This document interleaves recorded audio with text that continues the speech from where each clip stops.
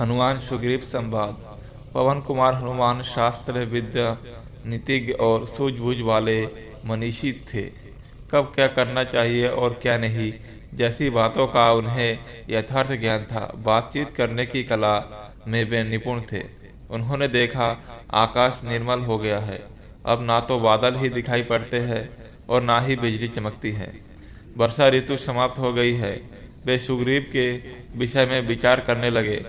उन्हें स्पष्ट प्रतीत हुआ कि मनोरथ सिद्ध हो जाने के पश्चात सुग्रीव अपने कर्तव्य की अवहेलना करके विलासिता में मग्न रहने लगे हैं। उनकी पत्नी रूमा के साथ ही साथ अब तारा भी उनके विलास लीला का एक महत्वपूर्ण अंग बन गई है।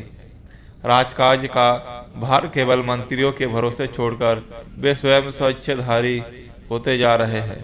श्री रामचंद्र जी की को दिए गए अपने वचन का उन्हें स्मरण भी नहीं रह गया है।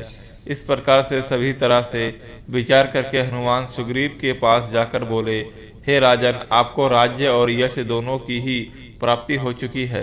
आपने कुल परंपरा से प्राप्त लक्ष्मी का भी विस्तार कर लिया है। अब आपको मित्रों को अपनाने को भी पूरा कर डालना चाहिए। आपने मित्र के कार्य को सफल बनाने के लिए जो प्रतिज्ञा की है उसे पूरा करना चाहिए।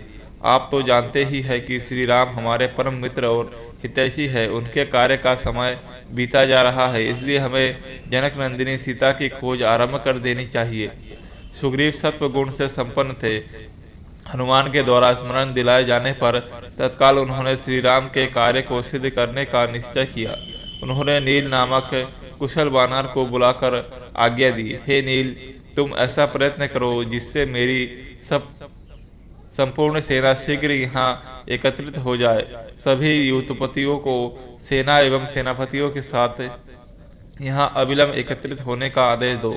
राज्य सीमा की रक्षा करने वाले सब उद्यमी एवं शीघ्रगामी वानरों को यहाँ तत्काल उपस्थित होने के लिए आज्ञा प्रसारित करो।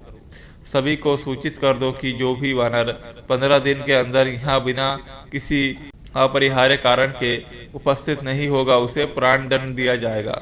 ऐसा प्रबंध कर सुग्रीव अपने महलों में चले गए।